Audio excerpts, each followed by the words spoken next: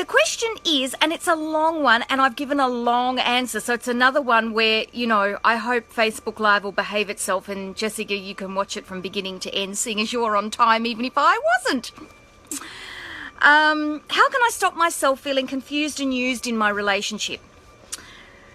Okay, now, all of you are telling me you're loving the Facebook Live and you're loving my posts, which is just wonderful, and, you know, I just have to be careful I don't let it go to my head.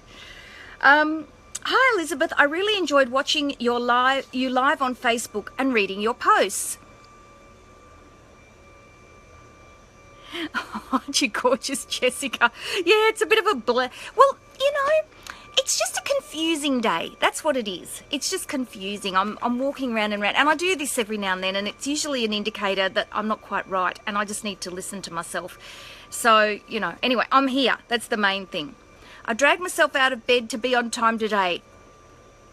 Well, that's awesome, Jessica. I'm pleased. I'm really pleased. At least it's not just me. All right. I'll start the question. I have a bit of a sticky situation going on right now that I need help with. I'm currently in the process of divorcing my ex-husband. We have been separated since July 2015 because he cheated. Unfortunately, he is military and deployed shortly after, so we have had to wait to start any paperwork. The state I'm in requires a year separated before filing divorce, which tells me that the person writing this is highly likely to be either in I imagine America, I think America, I'm not sure, because in Australia I don't think you have to wait 12 months. But anyway, I think it depends the circumstances. Correct me if I'm wrong. All right. He begged me to come to the house after the deployment because he wanted to spend some time with our son. Really, he just wanted to control my life. Things got abusive very quickly, physically, emotionally, and sexually. It scared me very deeply. So I had to make a decision, and I lost pretty much everything. My home, my job, my dogs, my financial security, my car, my friends. Most of them I lost in the separation. Sorry. Most of them I lost in the separation because because they were our friends, or because I didn't tell everyone what was happening and they thought I wasn't giving our marriage a fair chance. The rest I lost when my son moved away. I have no family around here to speak of, and the life has been difficult to say the least. I feel like I lost pretty much everything, and it was worse to watch my 6-year-old struggle through it. But I was grateful because I had the opportunity to focus on my son and not him. Hi Natalie and hi Tracy, how are you? So June 2016 I met a guy. He is sweet, kind, loving. Everything I've ever wanted, really. He had obvious downfalls, but I liked that since it made me feel he wasn't hiding anything. I suffer from nightmares, from PTSD, from active duty service and abuse, and he would comfort me after each one. I remember once I had 4 nightmares in one night when he had to wake up at 4:30 for work the next morning. I expected him to be mad, but he wasn't. He was just asking me if I was okay and if I needed to get some rest. I was amazed. For the first time, I felt I could be open and honest with someone. My dad had abused me after my mother divorced him, and I knew she felt so guilty about it. So I learned at a very young age to keep my emotions to myself or risk someone getting hurt or feeling I was annoying and clingy. But it was a flood. I turned into this constant commentary because I had held these things back almost 30 years. It was too much. My sweet, loving guy started pulling away, saying it was too much drama. I had a protective order on my ex until September, so we were dating when it got bad again. Up to that point, he hadn't wanted much to do with our son, the house, the dogs. He hadn't even gotten the password for the bank account. As far as my life was, it was the same as if he was deployed, just less talking. Suddenly September came and things got real. He wanted the house. I couldn't find a rental to take the dogs. He wanted to see our son. He closed out the account and the money got tight. It is a lot of stress, I know. I am the one living with it. but I can't change that. I tried to do positive things. We went to jiu-jitsu together. I made sure to push him to hang out with friends when the invitation was extended. We spent time at the beach and doing fun things and time separate. But it was too much for him. So the day before we were supposed to leave on Christmas vacation together, he bails and says he never wanted to go and with us because he would just be dragging us around. And he didn't want to argue or have drama. Today I find out he started talking to a new girl and he still loves me, that he tried to tell me it was over, but also he still loves me, still cares about me and wants to see where we are when he gets back from this vacation. Then he says, "No, I want nothing to do with you. I just don't want you to ruin my stuff." I had it packed and ready for him to take before he even left. He was here, he just didn't take it. And then, well, I do love you, but this stress has just been too much for me to handle. I think this break will help us get back on track. Now I am pissed. I feel like he used me. I don't understand it. I asked him for a break a while ago, but he still was fighting for us. Until he left on this trip, he never stopped fighting for us, going so far as to speed all the way out to the house, a 45-minute drive, to talk to me one night when I told him I needed a break from him. I am so angry. I am so hurt. Why did he fight just to give up? Why couldn't he have just left it then? Why drag me through weeks of bullshit? I don't ever want to talk or see him again in one part of my mind, but I'm still in love with him, or at least what he represented to me. How do I let go of him, of the anger? How do I keep this from happening in future relationships? I got my stuff on track pretty well before we met, but my ex re-entering the picture has made things difficult and set in motion a lot of things that I wasn't ready to deal with, but these things happen in a relationship. I won't just sit and pretend to be super happy when I'm busy trying to find a home, a job, a school for my son, a way to even control this month's bills. This is real stress that I can't control. I can't wish it away, but I did my best to still get out there and keep improving myself. I know it was a lot, but what can I do to keep myself from becoming so emotionally connected with someone so quickly? I don't know. For the first time in my life, I felt like I had someone who heard me, not just listened, but heard me without judging. I told him the most intimate things about myself, and I feel exposed and betrayed, but also like it wasn't healthy for me to share so much so quickly. How do I slow myself down? How do I maintain a healthy emotional connection in a relationship? I don't know.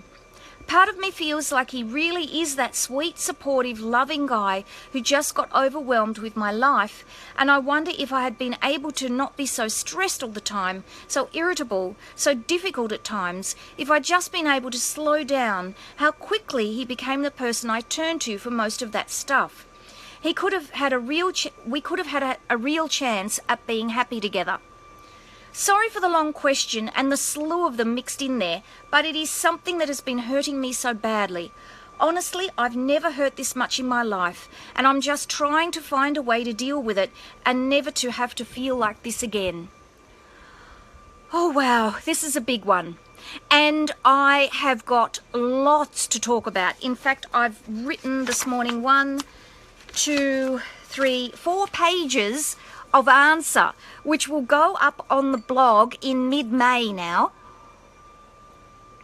So you'll have your answer today, which I'll work through with you, and then you'll have to wait to May for the answer, which I know, as I talked about yesterday, isn't ideal, but it is in the pipeline. We're working on how we can address that so that you're not in a space where you have to wait so long for your answer. And that may be that, I'm looking at how I might start, a membership site or something where it'll be a low cost each month, but you can come in and speak to me directly, because I think with something like this where you've got so much to tell me, that this really could have been a really effective session where we could have actually, where you could have prepared what you wanted to ask me, and then we could have worked through it a little bit more. But look, I'll do my best to give you an answer. And of course, the written answer, of course, I think is really helpful for you because it takes you through all the different aspects. So the first thing is, I think it's really interesting. I think journaling is really, really powerful, and I think relationship journaling is incredible. Hi, Lisa, how are you? I think relationship journaling is incredibly powerful because I think what you heard and what I read was a person working through what happened to them, asking questions, and then actually answering those questions for themselves, because a lot of the things that you've talked about is really understanding maybe what went wrong, and I can confirm for you a little bit of that, what went wrong, and also some of the things that you know you need to work on in yourself in order to stop this from happening again. Now, I can't promise that you won't ever feel like this again. Life's like that, and people disappoint us in all different ways, and I can teach you a whole lot of processes that you can put in place to manage yourself, but you can't think of every eventuality, and life disappoints us. That's what it does. That's how we learn and grow. So I can't promise you that you won't ever feel this upset again, but what I can say to you is that I can help you put some strategies in place that'll help you feel like you have a little bit more control about what's going on around you. So the first thing is this sense of isolation. Now, when you're in an abusive relationship, one of the classic abusive tactics is to be Mr. Prince Charming out in the real world, but be worse than revolting at home. I call it the Dr. Jekyll, Mr. Hyde effect. Now, I don't know if you've ever heard of the story of Dr. Jekyll and Mr. Hyde. So Dr. Jekyll was this beautiful doctor, everyone loved him, and he wanted to come up with this potion that would fix every illness that you could possibly ever imagine, because he wanted to help everybody. So he created this potion, and he thought, well, I can't try this potion on people because I might make them even more sick than what they are. So he decided he would try the potion on himself. And every time he took the potion, he turned into Mr. Hyde, which was this revolting, abusive, psychopathic murderer that went out and did all these horrible things. And then when the potion wore off, he went back to being Mr. Hyde, Dr. Jekyll again, the beautiful man that everyone knew. So I'm telling you this story because it's that old story, and I can't even remember who it was by, but the old story of Dr. Jekyll and Mr. Hyde is this sense of split personality. So you have someone at home who's worse than revolting, but then goes out in society, in their job, around your friends, and is Mr. Charming. In fact, if you meet a man in particular who is more than charming, more than helpful, more than delightful, you can be pretty sure that he is abusive, or there is a chance he's abusive. I won't say he is, there's a chance he is. I've seen it so many times now, I can pick it, even socially, I can pick straight away, particularly if the partner's there, because I watch the behaviour. I can pick very quickly if a man's abusive. And the problem is, this behaviour is really, really confusing, because as their partner, you think back to the beginning of the relationship where everything was perfect, because of course, if he was Mr. Hyde, if he was Mr. Revolting at the beginning of the relationship, there's no way you would get involved with him. So you're thinking back to Mr. Perfect, you're seeing him behaving as Mr. Perfect with everybody else, and then he's revolting to you, and you think, well, what am I doing that's causing all of this? Why is he being like this towards me? What have I done? So that's part of the abuse. And of course it's isolating, because you go to friends or family and you say, by the way, Fred's, pretty revolting at home, and he's, physically abusive, sexually abusive, emotionally abusive, and they won't believe you. Or or they'll believe you because they love you and they know who you are. But they sit there with this look of disbelief on their face, which of course repeats the abuse all over again, because suddenly you're even more isolated, because here you are trying to describe how, you know, last night he beat you up or he raped you in marriage or whatever. And they're looking at you like, Fred?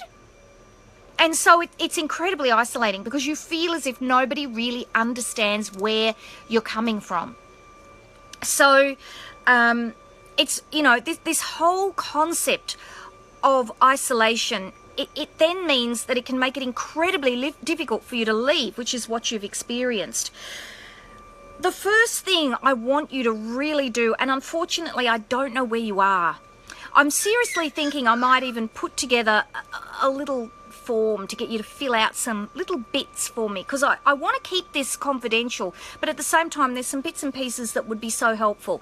Now, if you are in Australia and any of this resonates with you and you need some support, please phone Lifeline on, and I'll put these numbers at the bottom of the post, 131114.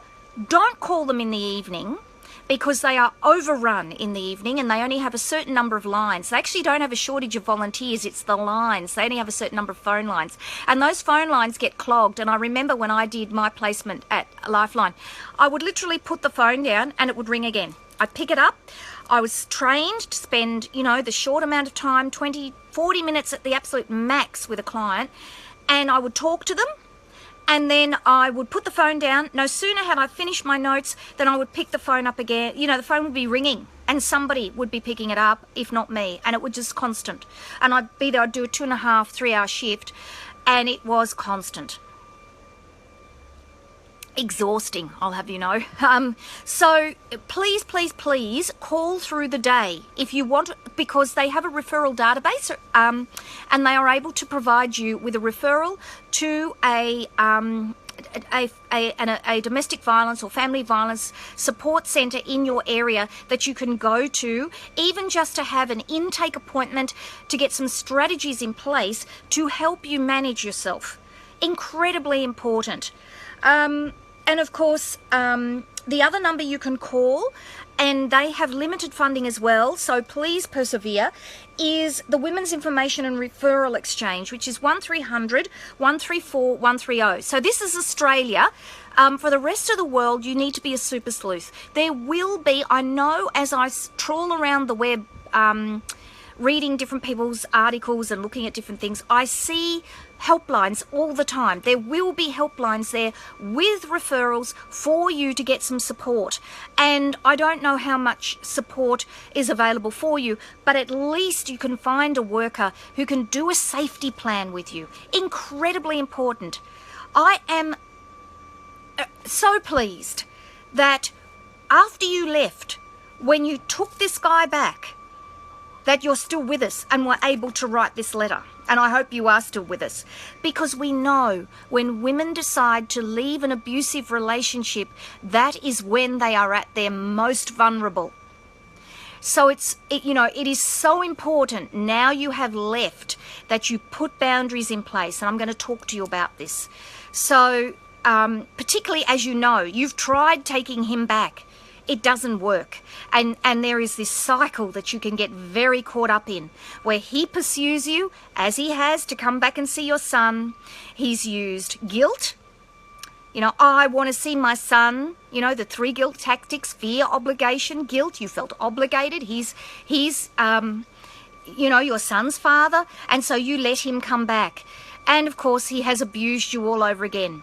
So it's very important that you're aware of this pursuit cycle. You're aware of the fact he came back. You thought everything would be fine, but you went very quickly into build up and into the abuse again. So it's very important that you are full on aware of that and have your boundaries in place, but also some strategies to keep yourself safe. And that's where, if you can find a family violence worker who is really, really on the ball with this, that you will be able to set up a safety plan specific for you. Now, your post has really prompted me that there is still so much missing from my blog. I'm writing day in, day out to kind of fill the gaps of all the things I think that you girls should be able to access on my blog. And one of the things I think is so important is safety planning. And there are some general things that you can do and should be aware of to keep yourself safe from an abusive partner, both emotionally, physically, psychologically, from verbal abuse, all of those things. So if you Google safety planning on the web, you will, for violent relationships, you will find a lot of information. I'm going to write my own post because I want to incorporate some things around access visits and things like that as well. But what I think would be so helpful for you, and of course it'll be a while before this gets up on my blog because I can't flood my blog with post after post after post. So, and it takes me time to write all these things. So please Google safety planning, but of course that doesn't replace actually seeing a family violence worker and being able to work through your own safety plan. And hopefully, wherever you are, I know in Australia there is that service available for you. Even at Relationships Australia, where I worked at Q in Melbourne, I was doing safety planning all the time. And they had a program there called the IRIS program, and it was free. Look down social media, get up a Google alert on your name. Get a silent registry for voting and phone. Yes, Magic, incredibly important. And locking down mobile phones too, because you can have tracking, all sorts of tracking put into your phone that can mean that the moment your phone's switched on, your partner can find out where you are. And I had a case not so long ago of a client where the partner had put a tracking device in the shape of a little cute little, you know, those little things hanging on their school bags. One of those on the child's school bags. Every time the child took the bag with them, they knew where the child was and could extrapolate where the partner was. So really, you know, it's important to be really aware of this stuff. And, you know, I will do a blog post on it. It's coming. Do a sweep on your car and phones. Absolutely. Including underneath the car. Yeah. And if you can possibly get your car in off the street so it's difficult for him to do anything to it is really important as well. So I really, you know, my post will have lots of ideas, but it doesn't replace sitting with a family violence worker. And as I said, Relationships Australia and Q, when I worked there, now admittedly it's 3 years ago now, and I don't know what's happened with their funding, but the funding will have gone somewhere. If it's not with them, it'll be somewhere else. And they had their IRIS program there, and clients could come and see me for nothing, and I would sit with them, and they got, I think, any number of sessions, because especially if the violence was active in their relationship, to set up their safety planning. Incredibly important. When we hear of women that are murdered or badly injured and end up in hospital, and we don't hear about half of them, it is invariably because their partner, they've left their partner, and their partner finds them, and there is an incident. So, you know, and if you put a family protection order against someone, don't break it. Stick to court orders. As hard as it is, stick to the court orders, because if something happens, you have no recourse if you've been breaking those orders. The judge will look at you and say, well, yes, hi, Anne-Marie, we put those orders in place, but you don't, you know, there's evidence here, and these abusive men are very good at gathering evidence. There's evidence here that you were spending time with your partner even though the order was in place, and you seem safe to me, because a lot of them are not educated about family violence and they just don't get it. So it's very, very important that you do that to protect yourself. All right, so my next topic, I've talked about support services. Now, I want to talk about your PTSD. Because you're sitting in trauma, and you've got trauma from your PTSD, which is going to ignite your emotions and ignite your fright, flight, or freeze response all the time. So it's very important that you have some self-care strategies in place to manage that. Now, I'll talk about that in a minute, because I want to also talk about the effects of abuse. You mentioned that your father abused you, and oh my goodness, you are a survivor. So not only do you have PTSD from your work in the military, from serving, which is about serving other people and being there to keep all of us safe, You have PTSD from an extremely violent relationship that you were in. And you have trauma and most likely PTSD from your abuse from your father. Now, what you need to understand about that is that when you suffer abuse from a family member, particularly your father, what has happened to you as a young child is you have had isolation, because often you are in a space where you don't feel safe enough to tell anyone about what has happened to you. And you will have felt very emotionally out of control, incredibly out of control. And so those feelings follow you into your life. Not only that, the relationship that you are supposed to have first formed with a member of the opposite sex, being your father, has been completely distorted and has involved abuse. So straight away, the moment anyone tries to get close to you, you are going to struggle. And I'm finding it really hard to talk about this because I get angry and emotional at the same time every single time I think about it. Because your understanding of what it means to be in a close relationship with a male is just so confused because of your father's behaviour. Because he has mixed sexuality with the unconditional love that has supposed to have come from your dad. And he has taken away your innocence. And all of this is just incredibly cruel. And unfortunately has impacted you will impact you in your relationships for your whole life.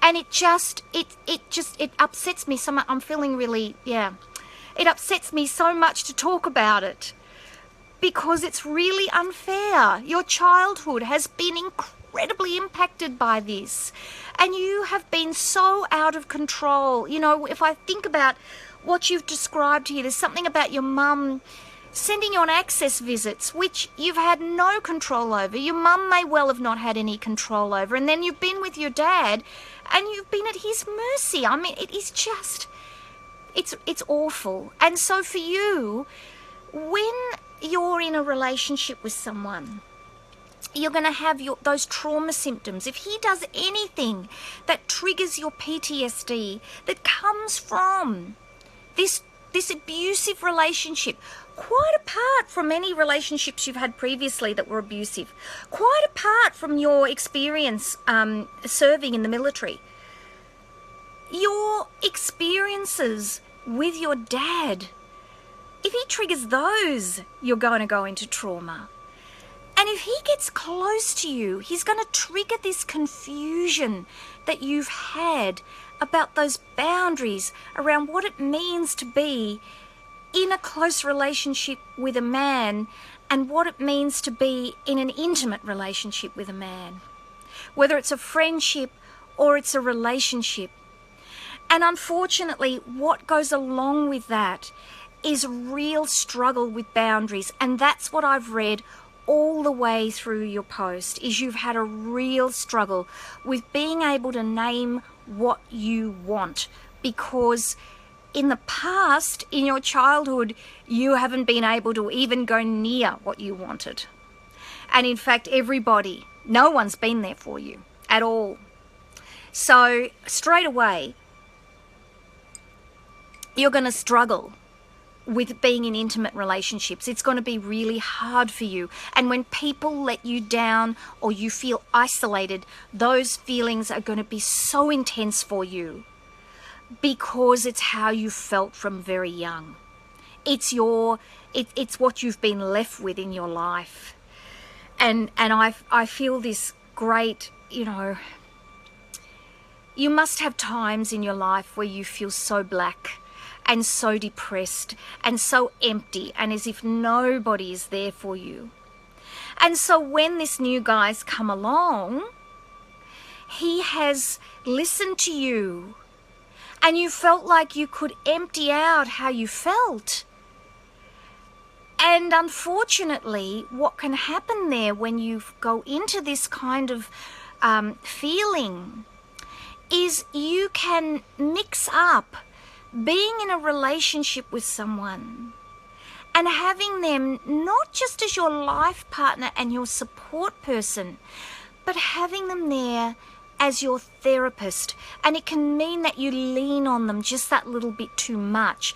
And then what happens is you exhaust the relationship. So quite apart from anything that he might have done that's not right, and I can see that he's got really confused. I'm not sure if the behaviour's been abusive or not. It sounds to me like he really does genuinely care for you, but he just doesn't know how to manage himself in it all. It's all got too much for him. And so he's kind of dipped in and out of the relationship, which tells me you've been in a bit of a cycle with him where you've had arguments. You've both gone off to lick your wounds. Maybe he's come back because he cares for you. You've accepted him back in. Everything's been all right for a time. Then there's been a build-up of whatever's been going on in the pattern between you, whether, I don't know, whether you've lent on him too much, whether he has been too available to you and then pulled away. I'm just not quite sure what's happened there. But there's definitely been a cycle where, as he says, I just don't want to argue. I don't want to have arguments over Christmas. So it's messy. And there's, I'm just not quite sure what's happening there with him. I mean, I know you've had an abusive relationship in the past, and maybe this new relationship is abusive as well. But you're not talking about it as if it's abusive. I think that there's something happened here where he's really gone in boots and all to help you, and it's been too much for him, and maybe even too much for you. And somehow, because you've struggled with your boundaries, you've kind of lent into the relationship, and you've talked about this. Maybe I've said too much. Maybe I've asked too much of the relationship. How do I slow myself down, and how do I stop myself sort of telling too much and giving too much too early on? So this is where your self-care, and I want to go back to the self-care, is so important. So you need to have someone to help you understand your abuse. And it sounds to me like you understand a whole lot of it from the research and things that you've done, and maybe you have had some therapy to help you. But my sense of it is you need to find some ongoing support. Now, I'm not sure what that can look like for you, and if you're wanting to access free support, sometimes you have to wait for it. But I do know on Meetup there are groups out there to support women who struggle with relationships, women who, have experienced abuse in the past, and certainly groups for women who've been in abusive relationships. So I would strongly recommend that you reach out to a group face-to-face, because that is how you will be able to sort through a lot of these feelings and have a place other than deep inside or your partner to take this to. Incredibly important, so that your partner doesn't become the only person that you lean on. Really, really important. Now, there are some self-care strategies that are going to be coming up onto my blog. They're coming up, I think there's some coming up in February, and March, I think, is the next lot. That are coming up. There are some counting meditations you can do, particularly if you struggle with sleep. And there is a blog post on my website, on my website at the moment, and it's called How to Stop Worrying in Bed. And although it's about worry, there are a lot of strategies in there about improving sleep. And I would like you to read that post, because it will give you some help to help you with your sleep. Now, as well as that, there are some meditations that I would like you to be aware of. One I've spoken about before, and I love this meditation. I'm not going to demonstrate it for you now because I've still got lots and lots to talk about. But it's the 4-7-8 breathing meditation. And I will put this, I'll just put myself a note, so I don't forget to put it at the bottom of the post. But there is a link you can go to. The breathing meditation was actually developed, I can't take credit for it, by a man called Dr. Raymond Well. And Dr. Well developed this breathing meditation from yogic breathing. Brilliant meditation. So the idea is it's 4, 7, 8. So you breathe in for 4, you hold your breath for 7 counts, and then you slowly let it out, and you do it 4 times. It's a very quick meditation to do. You can do it in the car, you can do it at home, you can even find a corner at work to do it. You don't look too weird doing it because it's quite quick and it's obvious you're doing breathing, and it has a fabulous instant result to really slow you down and help you to manage your emotion. And what we know from doing meditation is that it really does help. Talking about your hurt to someone or writing. Yes, Jessica, absolutely. So, what was I going to say? Yes, so we know that meditation is an incredibly good way to manage your emotions and your self-care. It slows your brain waves down, and it has an immediate effect, but it also has a long-term effect for you, so that you actually have an ongoing management day to day of how you're feeling. Now, the other meditation I want you to talk about, and this is incredibly good if you can't sleep, it's a counting meditation. I heard about it, I was taught about it when from a supervisor a couple of years ago, and I've used it with clients, and it's incredibly good. And basically, you get yourself sitting square in your chair, you do a 4, 7, 8 isometric relaxation, where you tension your muscles moving through your body and relax them. I think we've all done it before. We've done a yoga session or with other counselors, that sort of thing. So very simple relaxation. And then you start counting from 28. And every time a thought enters your mind, you start back at 28 again. So it gives you an actual active process to empty your mind. It's like counting sheep. So if you can't sleep at night, incredibly good to help you fall asleep. Incredibly good if you struggle to empty your mind, if you just cannot empty your mind because your mind races, which is something that happens to me all the time. Someone says to me, empty your mind, I find it incredibly difficult. I either have to go to a guided meditation and have a meditation teacher guide me through it, or I use the 28 meditation where I count backwards, because I just struggle with it because I carry anxiety myself. So the 28, I'm actually got a blog post coming up which will have some little demos and description of all the different meditations for you.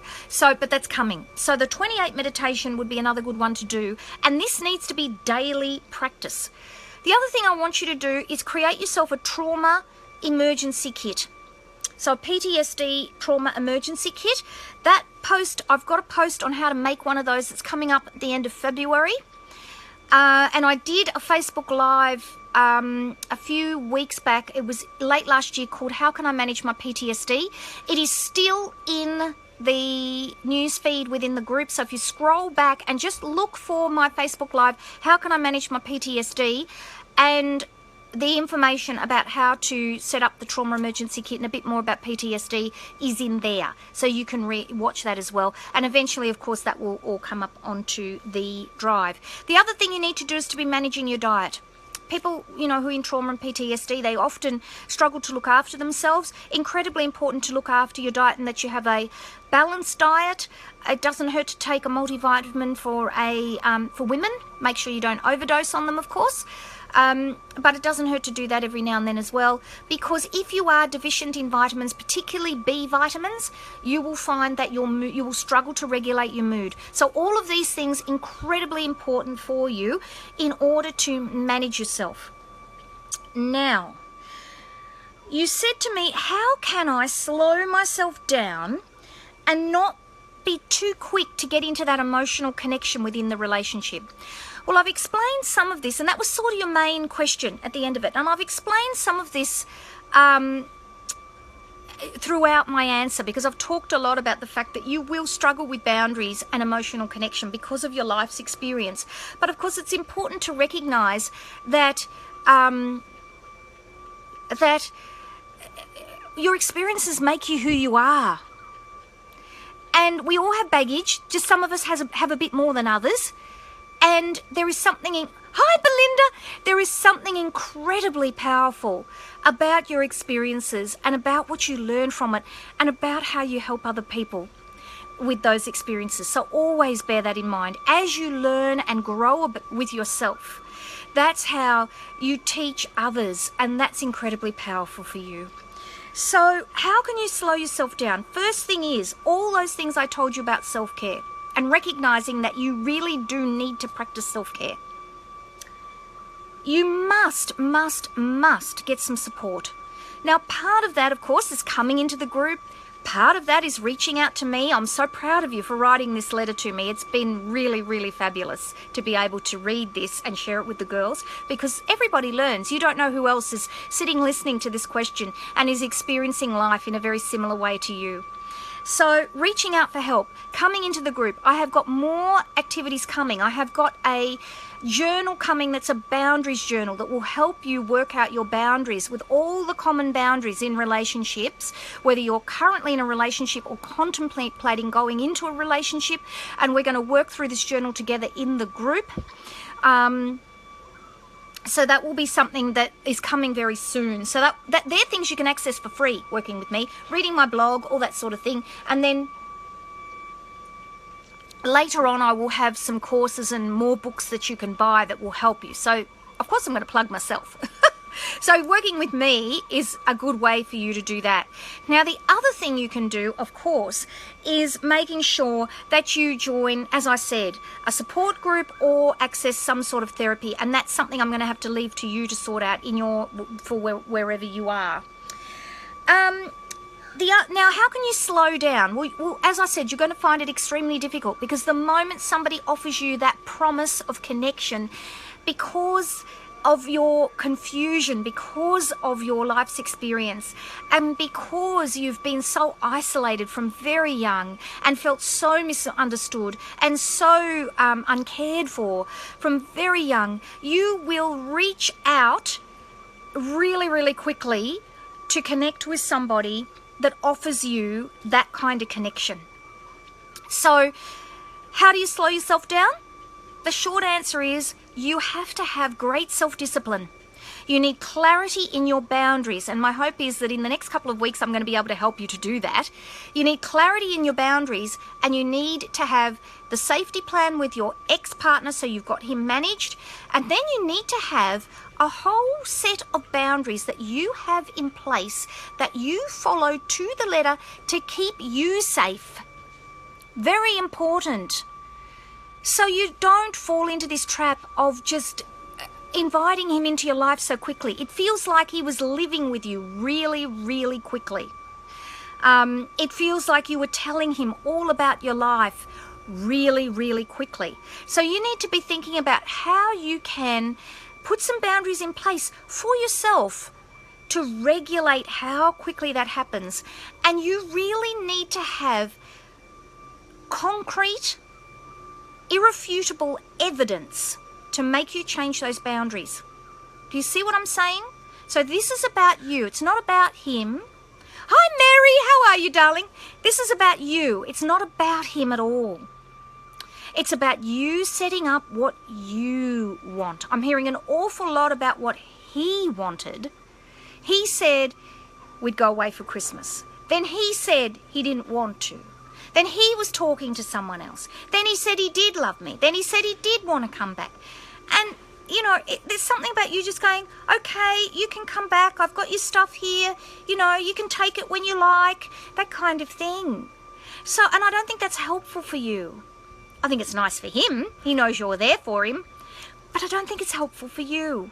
I think you really need to think about your boundaries and really get some support in staying with them, because it's going to keep you emotionally safe. You said to me, I don't ever want to feel like this again. And those boundaries are going to help you to stay emotionally safe. So I hope that I've answered your question. I just want to leave you with this. I'm incredibly proud of you that you have left your abusive partner. And I am incredibly relieved. I hope you're still safe. I'm incredibly relieved you're safe, because it feels like you did it without any support. because some things happen which if you'd had a safety plan in place perhaps wouldn't have happened to you. So I really want you moving forward to really look at finding somebody that knows what they're doing to support you in this. And I'm not the person to do that. My books are closed at the moment. I do see clients, and I have some regular clients on my books, and they're still coming to see me, but I'm not taking on any more because I'm really trying to get this online environment going. And then I will look, once that's all set up and I feel like I've sort of, look at my hair, it's doing weird things today. When I feel like I've got all that set up, I will think about whether I'd open my books and whether I might see people on Skype, that sort of thing. But at the moment, I'm not that person. And I do believe for you, it would be more helpful to try and have an appointment with someone face-to-face. I just feel that would be far more helpful for you. So I am incredibly proud of you that you managed to leave with your son. Because what this means is you can now take a stand about his father's behaviour. The risk that many women take is that when they stay with an abusive partner, they run the risk that their child will repeat the behaviours because you're there, they watch him abusing you, and it becomes their life template.